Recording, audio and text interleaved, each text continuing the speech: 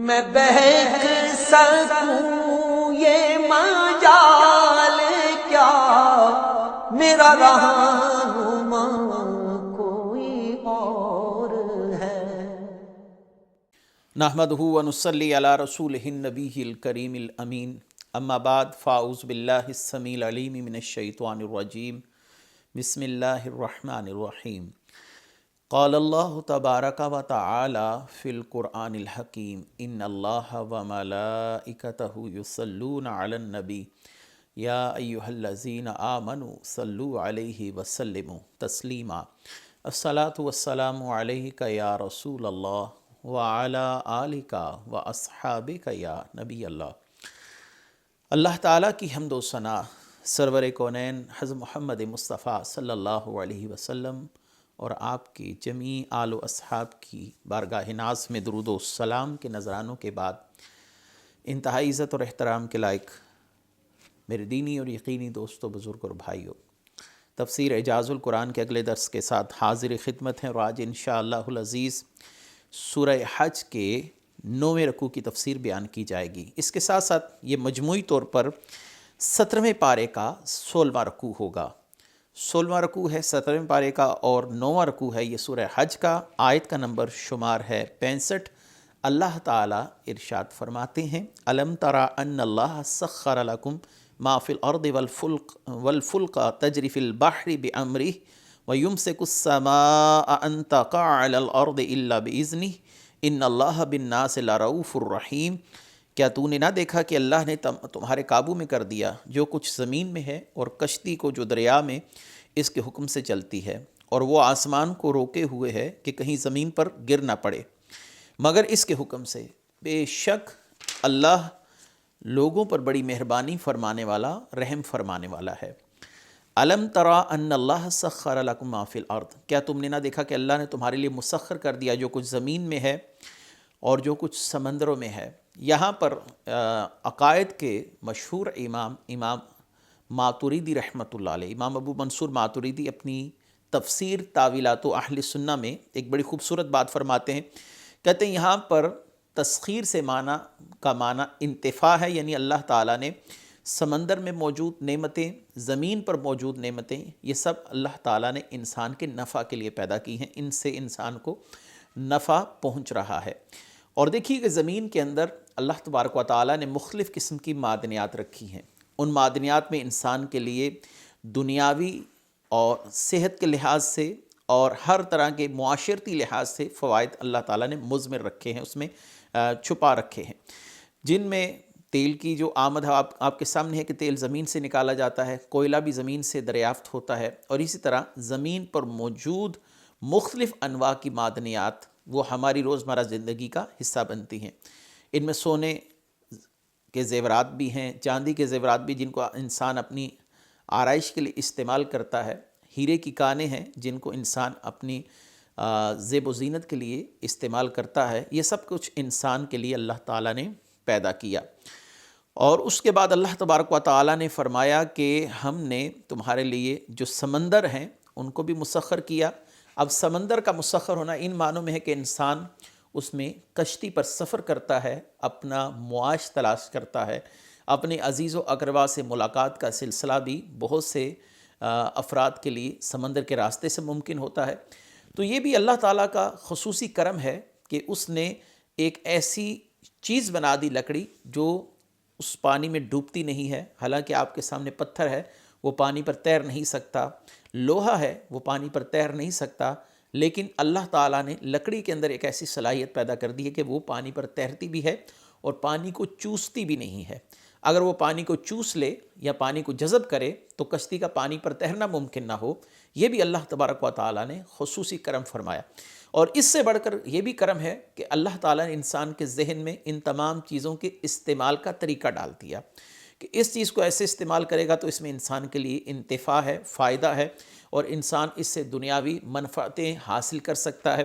اور اس چیز کو اس کام کے لیے استعمال کرے گا تو اس میں انسان کے لیے منفعت ہے۔ اللہ تعالیٰ نے انسان کے ذہن میں یہ فطری طور پر چیزیں ڈال دیں کہ وہ کوئی کام کس طریقے سے کر سکتا ہے، ان صلاحیتوں کو کیسے بروئے کار لا سکتا ہے، یہ سب کچھ اللہ تبارک و تعالیٰ نے انسان کے ذہن میں ڈال دیا۔ اور آگے فرمایا وَيُمْسِكُ السَّمَاءَ أَن تَقَعَ عَلَى الْأَرْضِ، اور آسمان کو روکے ہوئے کہیں زمین پر نہ گر جائے۔ یہاں پر اللہ نے اپنا تیسرا احسان بیان فرمایا ہے کہ اللہ نے اپنی قدرت سے آسمان کو روکا ہوا ہے تاکہ وہ زمین پر نہ گر پڑے، اور لوگوں پر جو اللہ تعالیٰ نے نعمتیں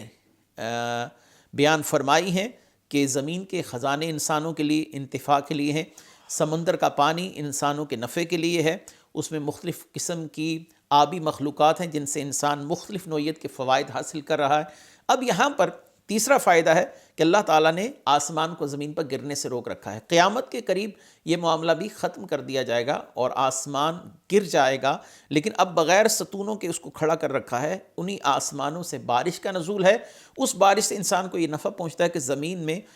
حیات کے آثار پیدا ہوتے ہیں اور زمین پر سبزہ پیدا ہوتا ہے، مختلف انواع کے مختلف موسموں میں پھل اور فصلیں پیدا ہوتی ہیں جن سے انسان اپنی روزمرہ زندگی میں فوائد حاصل کر رہا ہے۔ یہ سب کچھ انسان کے لیے منفعتیں ہیں، لیکن کمال کی بات یہ ہے کہ اللہ تعالیٰ نے انسان کو اپنی عبادت کے لیے پیدا کیا اور ان منفعتوں کو انسان کے لیے رکھا، لیکن انسان اپنا مشن بھول گیا، اللہ کی عبادت سے روگرداں ہو گیا اور ان منفعتوں کے پیچھے بھاگنا شروع کر دی جن کو اللہ نے انسان کے لیے پیدا کیا تھا، اور انسان کو اپنے لیے پیدا کیا۔ یہاں پر آ کے انسان نے اپنی ترجیحات کو ہی بدل لیا۔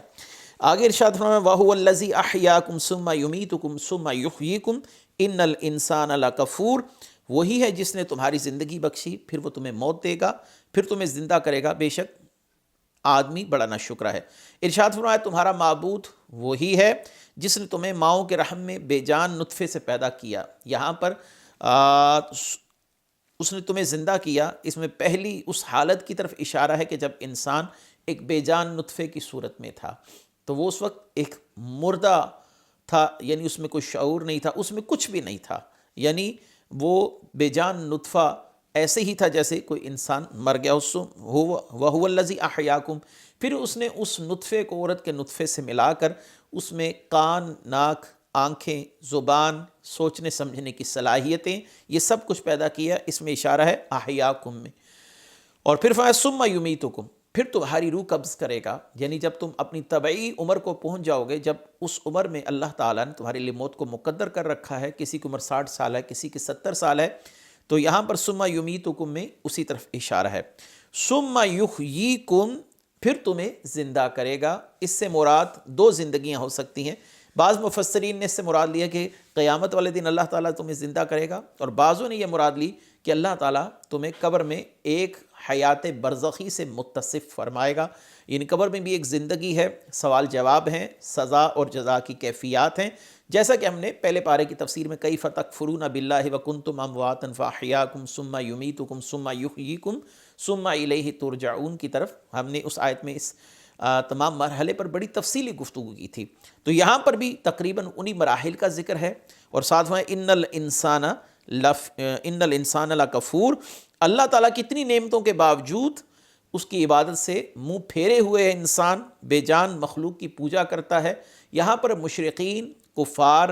اور آتش پرست اور ایسے لوگ جو مظاہر کائنات کو اپنا معبود سمجھتے ہیں ان کی طرف بھی اشارہ ہے، اور ایک عام فاسق مسلمان کی طرف بھی اشارہ ہو سکتا ہے کہ سب کچھ جاننے کے باوجود بھی اللہ تعالیٰ سے روگردانی کی ہوئی ہے، اسے چاہیے کہ اللہ تعالیٰ کی اطاعت کرے، اللہ کے محبوب کی اطاعت کرے، لیکن ان تمام نعمتوں کے حصول کے بعد بھی انسان اللہ تعالیٰ کے راستے سے بتکا ہوا ہے۔ جب کوئی شخص کسی پر احسان کرتا ہے تو اسے چاہیے کہ اپنے احسان کرنے والے اپنے محسن کا شکر ادا کرے۔ اللہ تعالیٰ کا شکر بصورت عبادت ادا کرنا ضروری تھا، لیکن انسان ناشکرا ہوا اور اس نے اللہ تعالیٰ کی عبادت سے بغاوت کا راستہ اختیار کیا۔ لِكُلِّ أُمَّةٍ جَعَلْنَا مَنْسَكًا هُمْ نَاسِكُوهُ فَلَا يُنَازِعُنَّكَ فِي الْأَمْرِ وَادْعُ إِلَىٰ رَبِّكَ إِنَّكَ لَعَلَىٰ هُدًى مُسْتَقِيمٍ، ہر امت کے لیے ہم نے ایک شریعت بنا دی جس پر انہیں عمل کرنا ہے، تو ہرگز وہ تم سے اس معاملے میں جھگڑا نہ کریں اور تم اپنے رب کی طرف بلاؤ، بے شک تم سیدھی راہ پر ہو۔ یہاں پر اس کی بہت سی تفاسیر بیان کی گئی ہیں۔ میں آپ کے سامنے تفسیر روح البیان سے اسماعیل حقی نے جو تفسیر بیان کی ہے، میں اس کا لب لباب پیش کر رہا ہوں، خلاصہ پیش کر رہا ہوں، اور اس کے بعد تصوف کے علماء کرام نے بھی اس حوالے سے ایک مختصر سی تشریح کی ہے، میں وہ بھی انشاءاللہ بیان کرتا ہوں۔ یعنی سابقہ دین و ملت والے ہر امت کے لیے اللہ تعالیٰ نے ایک مخصوص شریعت بنائی، جیسے شریعت موسوی ہے حضرت موسیٰ علیہ السلام کی شریعت، اور شریعت عیسوی ہے۔ ہر نبی کی ایک شریعت، ہر ایک نبی کے لیے ایک طریقہ کار تھا، عبادات کا، حلال اور حرام کے معاملات تھے۔ لیکن جب رسول اللہ صلی اللہ علیہ وآلہ وسلم تشریف لے آئے تو دیگر ملتوں والے ہرگز آپ سے جھگڑا نہ کریں، کیونکہ آپ کی شریعت نے ان شریعتوں کو منسوخ کر دیا ہے۔ قیامت تک آپ صلی اللہ علیہ وسلم کی شریعت ہی نافذ العمل رہے گی۔ یہاں پر ایک بات یاد رکھیے کہ بنیادی باتیں تمام شریعتوں میں ایک ہی تھیں، عقائد اور نظریات کے حوالے سے کوئی اختلاف نہیں ہے۔ یہ جو اختلاف پایا جاتا ہے حلال حرام اور احکامات کے مسئلے کے اندر، تو یہ معاملہ وقتاً فوقتاً تغیر و تبدل کے ساتھ مختلف شریعتوں میں آتا رہا۔ کچھ چیزیں بنی اسرائیل میں حرام تھیں، لیکن رسول اللہ صلی اللہ علیہ وسلم کی شریعت میں ان کو حلال کر دیا گیا۔ لیکن یاد رکھیے کہ دجال کا آنا، اللہ تعالیٰ کی وحدانیت، انبیاء علیہ السلام کی بعثت کا مقصد، ان تمام چیزوں کے اندر تمام شریعتیں متفق رہیں۔ صرف اور صرف فرعی مسائل کے اندر جو معاملات ہیں وہ تبدیلی کا شکار ہوئے، لیکن اس کے علاوہ جتنے بھی عقائد و نظریات ہیں، ہر نبی نے قیامت کے دن کی دعوت بھی دی کہ اس دن اٹھایا جانا ہے، قبر میں ایک زندگی ہے، اللہ تبارک و تعالیٰ مردوں کو زندہ کرے گا، دجال کے فتنے سے ہر نبی نے اپنی قوم کو ڈرایا، اللہ وحدہ لا شریک کی وحدانیت کی دعوت وغیرہ وغیرہ۔ یہ تمام چیزیں جو ہیں یہ ہر شریعت کے اندر مشترک ہیں، لیکن اختلاف نچلے جو معاملات احکام ان کے اندر رہا، وہ بھی وقت کے ساتھ ساتھ اللہ تعالیٰ ان کو تبدیل فرماتے رہے۔ جیسے حضرت آدم علیہ السلام کی شریعت میں بہن بھائی کا نکاح جو تھا وہ جائز تھا، لیکن ایک وقت آیا کہ جب اس کی ممانعت وارد ہوئی، اور اب شریعت محمدیہ کے اندر ان تمام چیزوں کی ممانعت موجود ہے، یہ شرعاً حرام ہے۔ آگے اللہ نے ارشاد فرمایا وَإِن جَادَلُوكَ فَقُلِ اللَّهُ أَعْلَمُ بِمَا تَعْمَلُونَ اللَّهُ يَحْكُمُ بَيْنَكُمْ يَوْمَ الْقِيَامَةِ فِيمَا كُنْتُمْ فِيهِ تَخْتَلِفُونَ۔ اگر وہ تم سے جھگڑا کریں تو فرما دو کہ اللہ خوب جانتا ہے جو تم کر رہے ہو، اللہ تمہارے درمیان قیامت کے دن اس بات میں فیصلہ کرے گا جس میں تم اختلاف کر رہے ہو۔ وَإِن جَادَلُوكَ، اگر وہ تم سے جھگڑا کریں، اس آیت اور اس کی بعد والی آیت کا خلاصہ یہ کہ حبیب صلی اللہ علیہ وسلم اگر حق ظاہر ہونے اور حجت لازم ہونے کے بعد بھی وہ آپ سے جھگڑا کریں تو آپ ان سے وعید کے طور پر فرما دیں کہ اللہ ان باطل کاموں کو خوب جانتا ہے جو تم کر رہے ہو، اور تمہیں یہ کام کرنے کی سزا دے گا۔ اللہ تمہارے درمیان اور اللہ تمہارے اور ہمارے درمیان قیامت کے دن فیصلہ فرما دے گا جس میں تم اختلاف کر رہے ہو۔ اس وقت تمہیں معلوم ہو جائے گا حق کیا تھا اور باطل کیا تھا۔ اس آیت کے ضمن میں امام قرطبی رحمۃ اللہ علیہ نے ایک بڑی اچھی بات فرمائی ہے، وہ یہ ہے کہ یہاں پر بحث مباحثہ مناظرے کا جو جدل کا طریقہ ہے وہ اختیار نہیں کیا گیا۔ یہ ہے کہ اللہ تعالیٰ نے اپنے بندوں کو بڑا احسن انداز سے ادب سکھایا کہ جو شخص محض تعصب اور جھگڑا کرنے کے شوق میں تم سے مناظرہ کرے، اسے کوئی دعوت اس کے ساتھ کوئی مناظرہ کرنے کی ضرورت نہیں ہے، بلکہ صرف اس کی تمام باتوں کا جواب یہ دو کہ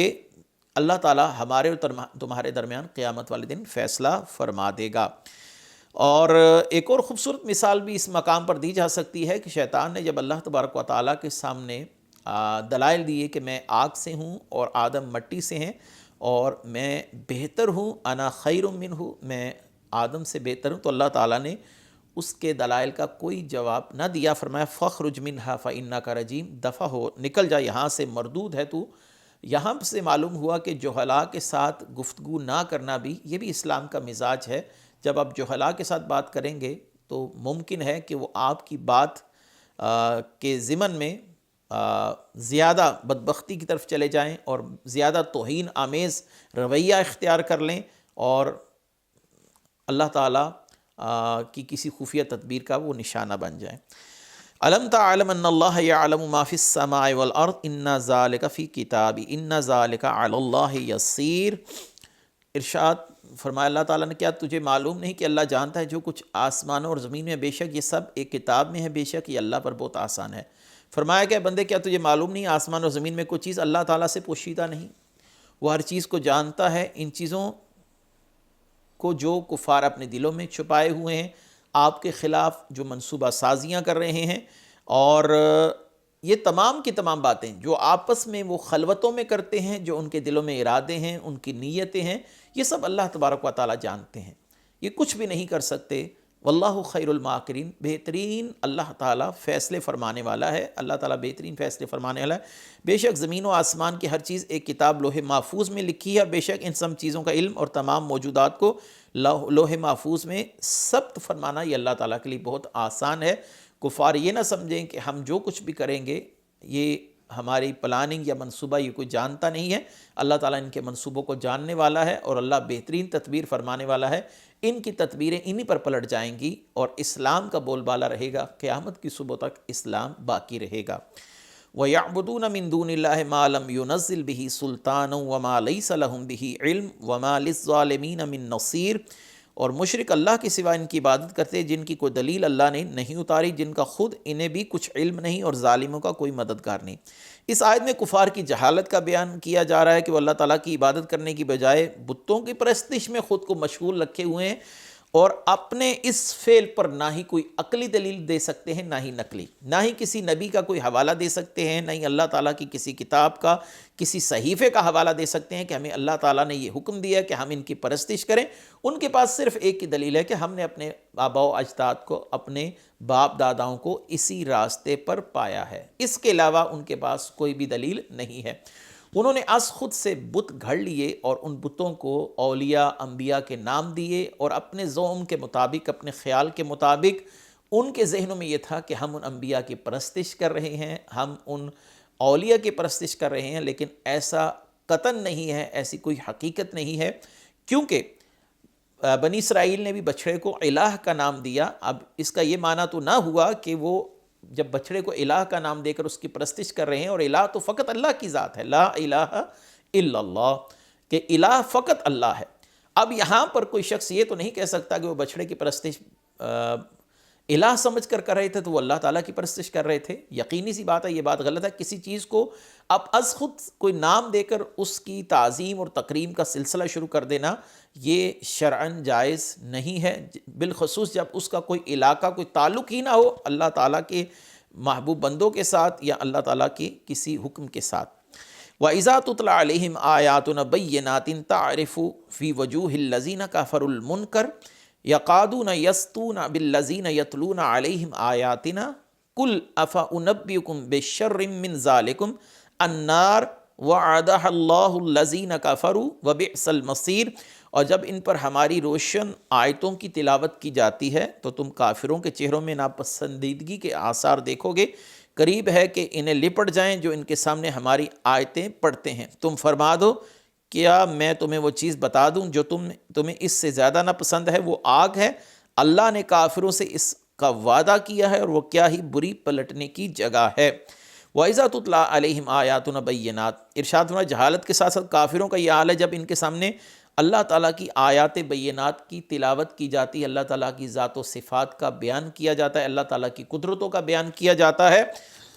انہیں احکام حلال اور حرام کی صورت میں بیان کیے جاتے ہیں، تو آپ کفار کے چہروں پر ناپسندیدگی دیکھیں گے۔ انہیں یہ بات اتنی ناپسند ہے، ان کے غیظ و غضب کا یہ حال ہے کہ جو آیتیں پڑھتے ہیں انہیں لپٹ جائیں گے، یعنی ان کے ساتھ جھگڑالو معاملات کریں گے، ان کے ساتھ لڑائی جھگڑا شروع کر دیں گے، ممکن ہے کہ انہیں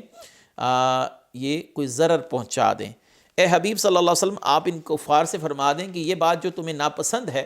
کہ تمہارے سامنے قرآن کی آیتیں پڑھی جائیں، اس سے ناپسندیدہ بات وہ ہے تمہارے لیے کہ جب تمہیں آگ میں جھونک دیا جائے گا، تمہیں تمہاری زندگی کا مقصد بتایا جا رہا ہے، تمہارے حقیقی خالق کے حوالے سے تمہیں معرفت دی جا رہی ہے، لیکن تم اس بات کی طرف توجہ دینے کی بجائے ضد اور ہٹ درمی پر اڑے ہوئے ہو، اور اس حقیقت کو قبول کرنے سے اجتناب کر رہے ہو۔ اب یہاں پر قرآن نے ایک لفظ استعمال کیا ہے، وہ کیا ہے؟ وَإِذَا تُتْلَى عَلَيْهِمْ آيَاتُنَا بَيِّنَاتٍ تَعْرِفُ فِي وُجُوهِ الَّذِينَ كَفَرُوا الْمُنكَرَ، آپ ان کے چہروں پر بگڑنے کے آثار دیکھیں گے، یعنی جو ان کے دل میں بغض ہے وہ ان کے چہروں پر ظاہر ہو جائے گا۔ تو اب اس کو اگر ہم پلٹ دیں، ہم اس کو الٹ دیں، تو اس کا معنی یہ ہے کہ جس کے دل میں اللہ رسول کی محبت ہے، جب وہ قرآن سنتا ہے تو اس کے چہرے پر اطمینان اور خوشی کا اظہار ہوتا ہے، جب وہ رسول اللہ صلی اللہ علیہ وسلم کی نعت سنتا ہے تو اس کے دل میں جو ایمان موجزن ہے وہ اس کے چہرے پر بصورت اطمینان اور خوشی ظاہر ہوتا ہے۔ آپ نے دیکھا ہو کہ بہت سے لوگ جب نعت سنتے ہیں، قرات سنتے ہیں، تو ان کے چہرے پر ایک اطمینان ہے، خوشی ہوتی ہے، وہ اصل میں ان کے ایمان کی علامت ہوتی ہے۔ جیسے یہاں پر دل کے اندر کدورت، بغض، نفرت چہروں پر جھلک جاتی ہے، چہروں سے ظاہر ہوتی ہے۔ اللہ تعالیٰ نے فرمایا کہ آپ ان کے چہروں کو دیکھیں گے کہ وہ بگڑ رہے ہیں اللہ تعالیٰ کی آیات سن کر۔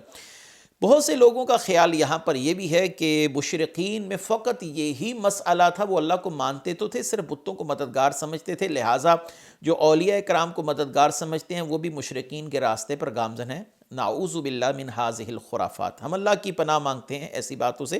اگر مشرقین کو اللہ سے اتنی محبت تھی اور فقط وہ اپنے بتوں کو مددگار سمجھتے تھے، مسئلہ یہیں تک شرک کا تھا، تو پھر یہاں پر اللہ تعالیٰ نے یہ کیوں فرمایا کہ جب ان پر آیات پڑھی جاتی ہیں تو ان کے چہرے بگڑ جاتے ہیں؟ جب انہیں اللہ سے محبت ہے تو اللہ کے کلام سن کر ان کے چہروں کے تاثرات کا تبدیل ہونا کیا معنی رکھتا ہے؟ ان کے